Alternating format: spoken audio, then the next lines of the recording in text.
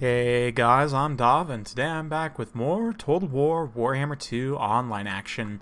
Let's zoom in nice and close to the ultimate Haggard Lord here. Yes, indeed, we're rolling with the vampires today with a generic Master Necromancer. Going to be taking on the Beastmen, so let's go ahead and take a look at the army compositions. Mr. Haggard here is going to be the leader. As a Necromancer, he does have Master of the Dead here to give an AoE replenishment as long as he's not in melee. He also has Invocation of the Heck, Dance Macabre, and Raise Dead.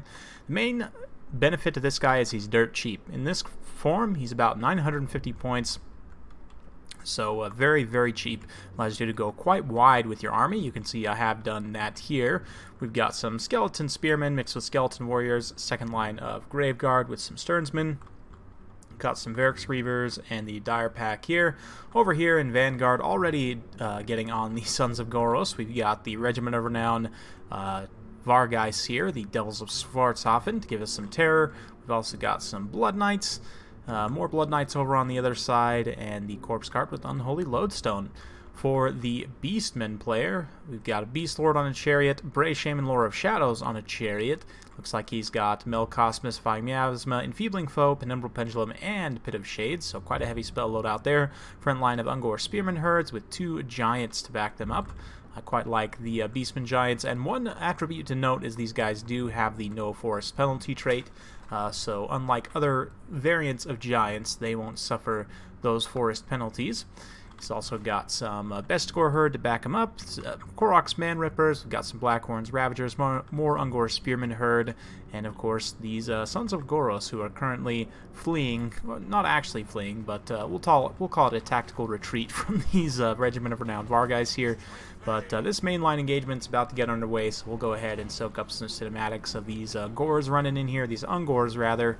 Obviously, you know, they'll trade okay with the skeletons. The Giants will do quite well here, but Giants do have relatively low armor, so if we do some effective cycle charging with the Blood Knights, we should be able to get some good work done. You can see the yeah, it is the Unholy Lodestone. Yep, we're pulling up into range. In the back, we've got the Devils of Schwarzhofen going after the Bray Shaman Lore of Shadows here. Going to be dropping a quick Terror Bomb, hopefully. The issue is he does drop that Enfeebling Foe, Melkos, Mystifying Miasma, and then they just get inundated here by the Sons of Goros and the Koroks Man Rippers, so very well played to my opponent there. Going to be taking down those Devils of Schwarzhofen in quick order. But here come the Blood Knights pushing up through the main line, trying to get here to help with the Blood Knights. We've got the Varix Reavers as well. Of course, the Dire Pack have the bonus versus large. But yeah, at this point the Giants not taking a whole lot of damage. Thankfully this Master Necromancer's here to support. We're going to be summoning up some zombies in the backline here just to kind of bog down those Koroks Man Rippers. Unfortunately we weren't able to save those Devils of Schwarzhofen. But that being said, you can see we've got a pretty effective surround. It looks like a Penumbral Pendulum going down in the front line for my opponent. Doing a good job clearing through some of the skeletons, but the main killing force of my army is wrapped up in these Blood Knights, the Varix Reavers, the Dire Pack, who are currently pulling back for another cycle charge. You can see over on this side we've been able to break these Blackhorns Ravagers and the Ungor Spearman Herd there with some timely charges. And a lot of the Beastmen infantry just generally going to suffer. It's not the highest tier. There's only the two units Bestigor currently wrapped up in the back line with more chaff units. And yeah, here come the Dire Pack and the Blood Knights and so on. Once again, we're going to drop an Overcast Invocation just to heal everyone up. We're actually a Dance Macabre there to give them some extra melee attack. Even these Skeleton Spearmen up to 40 melee attack will be able to make some pretty solid contact there with the Giant. You can see both Giants are taking some pretty substantial damage. That Dance Macabre reaching all the way out to these Konigstein Stalkers who are up to 54 melee attack. So yeah, definitely like Dance Macabre. Very, very necessary spell for the vampires to bring because their units tend to have very poor melee attack in general. You can see Sons of Goros trying to circle around the back here, but we're immediately going to pull the Blood Knights and the Varix Reavers to intercept. And yeah, this is going to be a bad time for the Sons of Goros, who had initially avoided that bad engagement with the Devils of Schwarzhofen there, but unfortunately just going to get cut up by superior heavy cavalry here, and then that's going to allow us to come back and collapse once again on these Giants. You can see we are kind of wearing them down over time. This Giant maybe going to try and go after the Master Necromancer, but at this point I can keep him out in front. There's really not too much mobility to threaten here. You can see the Beast Lord getting caught up by Blood Knights here is a pretty bad situation. The Bray Shaman also getting caught up by Blood Knights is pretty bad. We're actually just going to leave the Giants momentarily to fight amongst these Skeletons and Graveguard. and dispatch the mobile forces in order to deal with the Beast Lord here and the Bray Shaman. So yeah, you can see the Shaman getting swarmed by the Hounds and the Varix Reavers. Definitely going to be a bad time for him. Meanwhile, the Beast Lord here, we did put a Dance Macabre on these Blood Knights, so they're faster, they have better melee attack, should be able to get in and finish off this Beast Lord here. Meanwhile, the two Giants forming up in a bit of a Death Star. We've got the Korok's Man Ripper still just grinding through the center here. More zombies going to be summoned up to take some hits.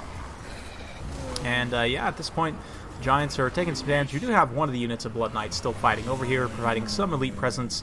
But yeah, we're going to be hooking some of these Skeleton Spearmen back in the fight. You can see Stearnsmen fighting Besticore Herd. They'll do alright. It's definitely going to be an atrocious fight, but with their anti-infantry bonus and their good defensive stats, they should be able to hold out pretty well there. Meanwhile, we've got some Ungor Spearman Herd coming back from route, but it's not going to be enough at this point. You can see the Bray Shaman Lord of Shadows does shatter. Meanwhile, over on this side, this Beast Lord managed to escape. He's going to try and cut through some of his own troops here to escape. We're just going to switch the charge order immediately to these Ungor Spearman Herd and just level them on the charge there. And yeah, the Beast Lord will escape momentarily, but we're going to be able to clean up a lot of the other units in his pocket. We're going to leave the Blackhorns Ravagers to fight these Skeleton Warriors and just pull the Blood Knights back.